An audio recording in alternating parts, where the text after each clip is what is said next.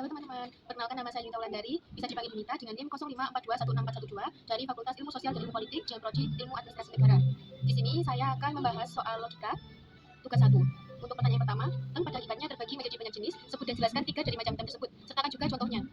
Baik, di sini saya akan melakukan penjelasan mengenai term. Term adalah simbol atau kesatuan dari beberapa simbol yang dapat menyatakan suatu konsep atau pengertian. Term di sini dibagi menjadi 3 macam. Term yang pertama berdasarkan konotasi, term yang kedua berdasarkan denotasi, dan term yang ketiga berdasarkan paradigmen.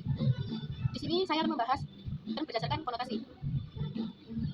Term berdasarkan konotasi sendiri dibedakan menjadi 2, yaitu term konkret dan juga term abstrak.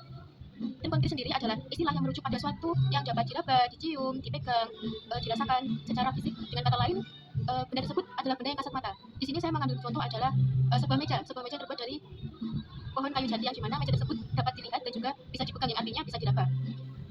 Sedangkan term abstrak adalah istilah atau kata yang merujuk pada sesuatu yang tidak dapat diraba, dilihat, didengar, dicium, atau dirasakan secara fisiknya. Contohnya adalah cinta seorang ibu. Mengapa? Karena cinta adalah sebuah rasa yang tidak dapat dipegang namun bisa dirasakan. Untuk selanjutnya adalah term berdasarkan denotasi.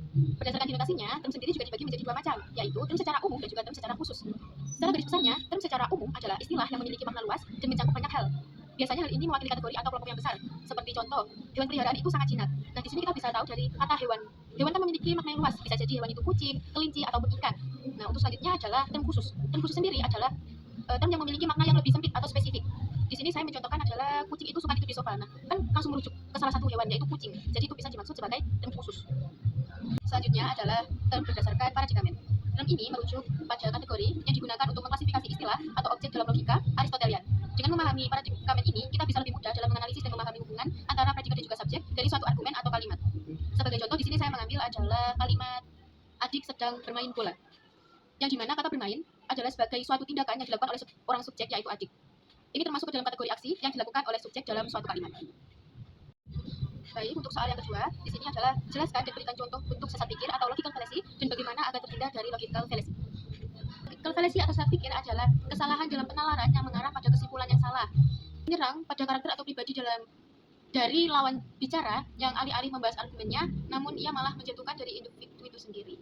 Contohnya seperti pada kalimat, kamu tidak bisa dipercaya karena kamu terlambat masuk kelasnya. Ini merupakan sebuah kesalahan karena dari kalimat tersebut merupakan suatu kalimat yang menyerang dari individunya, yang dimana dari argumen yang baik, kita masih belum tahu apa alasan yang membuat dia terlambat dari masuk kelasnya. Cara agar terhindar dari logical fallacy ini sendiri, yaitu penting bagi kita membangun kebiasaan berpikir secara kritis dan rasional dalam menyampaikan sesuatu atau menilai suatu argumen atau kalimat. Jadi langkah awal yang dapat dilakukan adalah mempelajari bagaimana sih, apa saja sih jenis dari sesat pikir, agar kita bisa mengenalinya saat muncul dalam percakapan atau tulisan yang kita temui sehari-hari. Selain itu, kita perlu fokus pada kekuatan logis dari argumen atau kalimat tersebut, bukan pada emosi, prasangka, atau serangan pribadinya. Dan juga evaluasi dari setiap pernyataan dengan mempertanyakan bukti dan juga hubungan logis antara premis dan kesimpulan sangat penting agar argumen yang kita sampaikan atau yang kita dapatkan itu tetap valid. Kita juga disarankan untuk mendengarkan lawan bicara dengan terbuka dan adil, serta selalu menguji apakah argumen kita benar-benar masuk akal atau hanya terlihat meyakinkan secara retoris. Dengan latihan dan kesadaran diri ini, kita dapat berpikir lebih jernih dan menghindarkan jebakan dari sesat pikir yang dapat melemahkan kredibilitas kita. Sekian dari saya. Terima kasih.